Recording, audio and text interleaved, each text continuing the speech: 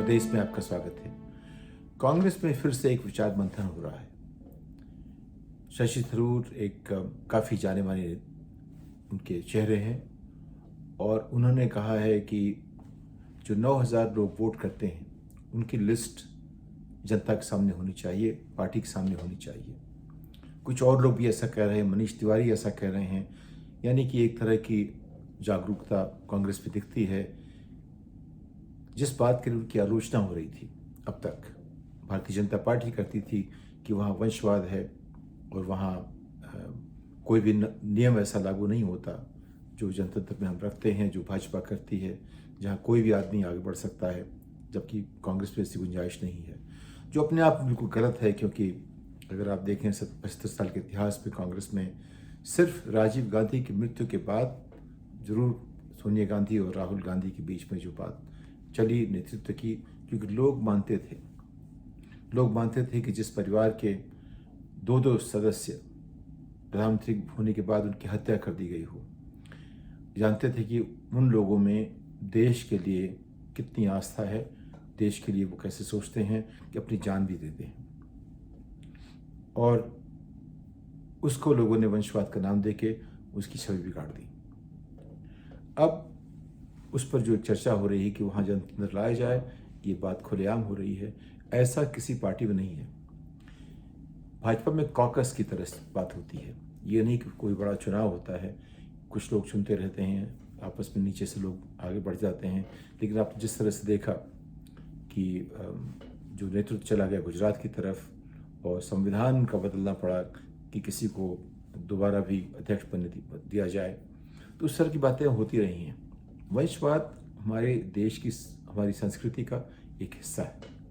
वंशवाद जहाँ भी लोग जो लोग अच्छा करते हैं, उनकी जो अगली पीढ़ी है उसके पास गुंजाइश रहती थोड़ा और अच्छा करने की, तो वो हर जगह, हर व्यवस्था में, हर कला में, हर प्रोफेशन में एक तरह से आपको मिलती है। उससे ख़त्म करना जो होगा अपने आप में किसी न किसी के खिलाफ जाने की बात होगी।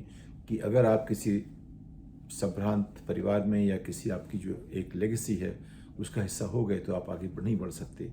उससे जो उसके अलग दुष्परिणाम होंगे। तो इन चीज़ों कोई सीधा हल नहीं होता।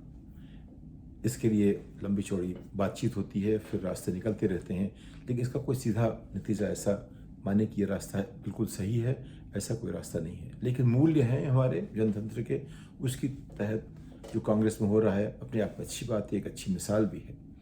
क्योंकि चुनाव ठीक से ऐसे होने चाहिए कि सबको उसमें भरोसा हो। तो अगर 9,000 लोग चुनते हैं तो किस तरह चुने। और अब एक बात साफ हो गई है कि गांधी परिवार उसमें हिस्सा नहीं ले रहा है। अगर लोग जो वोट देने जा रहे हैं, अगर वो उनका नाम लिखना शुरू कर दे किसी वजह से, बात अलग है, वरना वो उसमें हिस्सा शायद न लेंगे। तो कौन इसमें हिस्सा लेने वाले हैं? शशि थरूर ने कम से कम उनका नाम आगे आ गया है और कुछ लोग और भी होंगे। मनीष तिवारी को भी सोचना चाहिए, उनमें नेतृत्व की क्षमता है। और लोगों को सोचना चाहिए कि कौन कांग्रेस अध्यक्ष की जिम्मेदारी संभाल सकता है। कांग्रेस अध्यक्ष होना एक बहुत बड़ी जिम्मेदारी है। ये बात सत्ता की नहीं है, ये बात किसी पार्टी का अध्यक्ष होना, ये बात सिर्फ सत्ता की नहीं। सत्ता के उसका एक रिश्ता होता है, लेकिन वो एक संगठन की जो एक क्षमता होती है उसको जांचती है। कौन नेता अपने संगठन को, उसकी आवाज़ को कैसे जनता तक पहुंचा सकता है और कैसे जनता की आवाज़ सुनता है। सिर्फ बात पहुंचाने की भी नहीं है, सुनने की भी है। सुनने के बाद उसको एक समझने की है, समझने के बाद उसकी एक नीति बनाने की है, जिससे कि उनकी जो दुख दर्द हैं, उनकी जो आकांक्षाएं हैं, उन सब पे हम अमल कर सकें। तो कांग्रेस, अगर जो 9,000 लोग हैं वो सोचें इस तरह से कि ये आदमी, ये नेता हमारा जो भविष्य के लिए अच्छा रहेगा, तो उसका एक अलग मतलब होगा। तो ये जो बातचीत हो रही कांग्रेस में, वो उसकी जो छवि बनाई गई थी, भाजपा ने जो बनाई थी, उससे कहीं बिल्कुल अलग है। तो लेकिन राजनीतिक पार्टियों में जो आंतरिक जो जनतंत्र होता है वो आपको कहाँ दिखता है? मैं अमेरिका में ढूंढ नहीं पाता, वहाँ की न डेमोक्रेटिक पार्टी में न रिपब्लिकन पार्टी में वहाँ जो कोई बात होती है। अगर आप ट्रंप के साथ जो रिपब्लिकन पार्टी का जो व्यवहार रहा है, उससे लगता है कि वो तो बिल्कुल एक तरह से मान लीजिए, या तो वो किसी की घरेलू पार्टी है, या उसने सोचना छोड़ दिया है, या उनमें कोई मूल्य नहीं है, या कुछ ऐसा है जो कि जनतंत्र से बिल्कुल अलग है। डेमोक्रेटिक पार्टी में भी आइए, वहाँ भी कम से कम कोशिश तो होती है कि किसी भी तरह से हम जो हमारे जनतांत्रिक मूल्य हैं उनको लेकर के कुछ ना कुछ हम आगे बढ़ें, कुछ करते रहें। लेकिन रिपब्लिकन पार्टी में आज की तारीख में ऐसी कोई बात दिखती नहीं।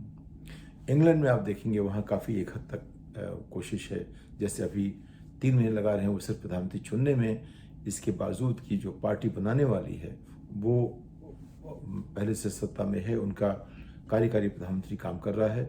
लेकिन जो चुना जाएगा, 5 लोग आए, 5-6 लोग आए, उसमें से 3-4 निकल गए, सिर्फ 2 बचे हैं, उनका चुनाव होगा और उसकी प्रक्रिया 3 महीने की है। उसमें सबको समझाने की बात होती है, लोगों का बन चुका होगा बात अलग है, लेकिन उसकी प्रक्रिया ऐसी है कि सबको लोगों को समझाने का एक मौका मिलता है।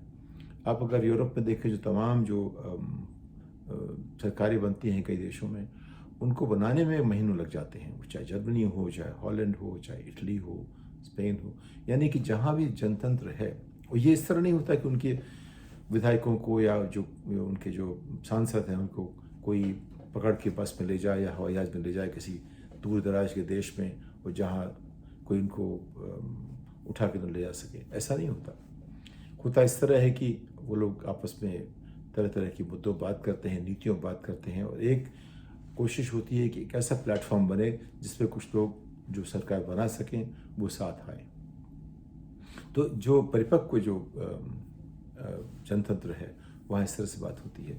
और हमारे यहाँ आज की तारीख में जब बात कर रही है कांग्रेस पार्टी वहाँ चुनाव करने की अपनी पार्टी के अंदर, जबकि आपने किसी और पार्टी में चुनाव नहीं देखा होगा इस तरह से।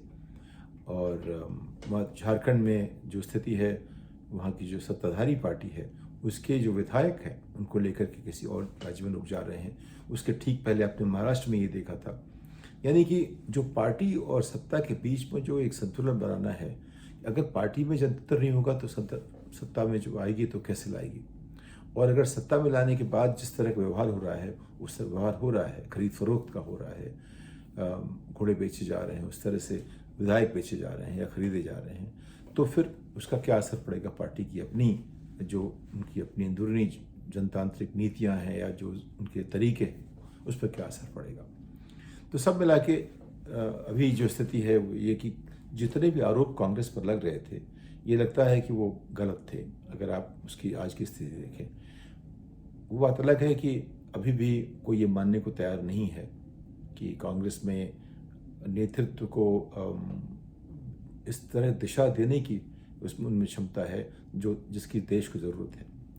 क्योंकि भाजपा का जो संगठन है, भाजपा की जो आज की रणनीति है, और उसके पास जो एक काडर बना हुआ है, 10 करोड़ लोग उसका जुड़े हुए हैं, उन सब से उनको हराना आसान नहीं होगा। उनको हराने के लिए एक माहौल बनाना पड़ेगा ऐसा जो तमाम जो गड़बड़ियाँ हो रही हैं उन सब से कुछ अलग हट के रास्ता दिखाए। आज आपने सुना होगा फिर से, जो मुझे जिस बात का अंदेशा था कि भारत ने डिक्लेयर कर दिया है कि हमारी राष्ट्रीय आमदनी इतनी बढ़ गई है और हम इंग्लैंड से 2 कदम आगे चले गए हैं। सुनना बहुत अच्छा लगता है, लेकिन आंकड़ों के बारे में हम अभी आज की तारीख में जिन लोगों से जितनों से सुनते हैं, जिनका थोड़ा ज्ञान आंकड़ों के बारे में है, वो इस दावे को जिस तरह से देखते हैं उससे थोड़ा सा एक शक होता है कि क्या सच है क्या नहीं, इसका एक हम अंदाज नहीं कर पा रहे हैं। तो जो तथ्य हैं, मैं इसका जिक्र इसलिए कर रहा हूँ, जो तथ्य हैं वो अगर उनसे हमारा सीधा रिश्ता नहीं है तो बड़ा मुश्किल होता है जांचना कि सही क्या है गलत क्या है। तो जो कांग्रेस पार्टी में जो बातचीत हो रही है कि उन 9,000 वोट देने वाले जो लोग हैं जो चुनते हैं, वो उनकी जो सदस्यता में कोई एक ऐसी वरीयता आती होगी जहाँ पर आप वोट दे सकते हैं, वो लोग किस तरह से वोट देंगे, उनकी सूची कैसे बाहर होगी, कैसे पता लगेगा किसने कैसे वोट किया, वो उसमें जो एक सफाई चाहिए वो कैसे आएगी, ये अपने आप में एक देखने की बात होगी। क्योंकि अगर कांग्रेस पार्टी इसमें सफल होती है इस बार, तो उसको एक वो मिसाल कायम करेगी तमाम और पार्टियों के लिए भी, किस तरह से अपनी सफाई के साथ, एक मूल्यों के साथ, एक आदर्श के साथ कैसे चुनाव किए जाए। आज की स्थिति पार्टियों की ये है कि ज़्यादातर पार्टियाँ जो क्षेत्रीय पार्टियाँ हैं वो किसी एक नेता की धरोहर बन जाती हैं। वो चाहे मायावती हो, चाहे अखिलेश यादव हो, चाहे लालू यादव हो, चाहे नीतीश कुमार हो, चाहे ममता बनर्जी हो, चाहे स्टालिन हो, चाहे केसीआर हो, चाहे जगन हो, सब किसी न किसी की प्राइवेट लिमिटेड कंपनी की तरह चल रही हैं। केजरीवाल ने कोशिश की तो वो भी वहीं, खैर उनका परिवार नहीं आ रहा है, लेकिन केजरीवाल सिसोदिया की जो एक टीम है उसने जो कुछ किया है इस वक्त अपने आप में टैक्टिक्स पे उन्होंने सब लोग कहते हैं कि अगर कोई टक्कर ले सकता है मोदी से तो वही है, लेकिन उनकी पार्टी में भी अगर आप देखिए तो ऐसा जनतंत्र नहीं है।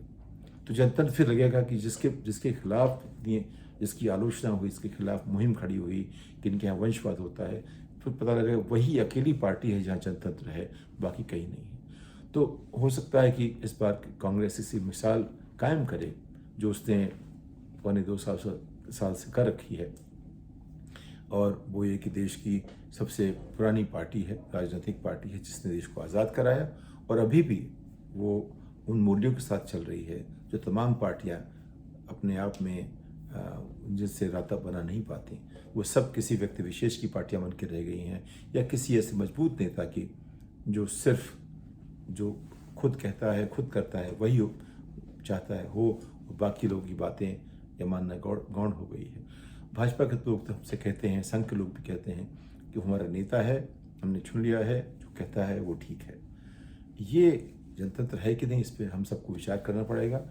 और इस बात के साथ, इस उम्मीद के साथ कि कांग्रेस ने जो एक मुहिम चलाई है सबको एक सफाई से एक चुनाव करने की, वो एक मिसाल बने, इस बात के साथ आपसे विदा लेता हूँ। अगली पायदान तक नमस्कार।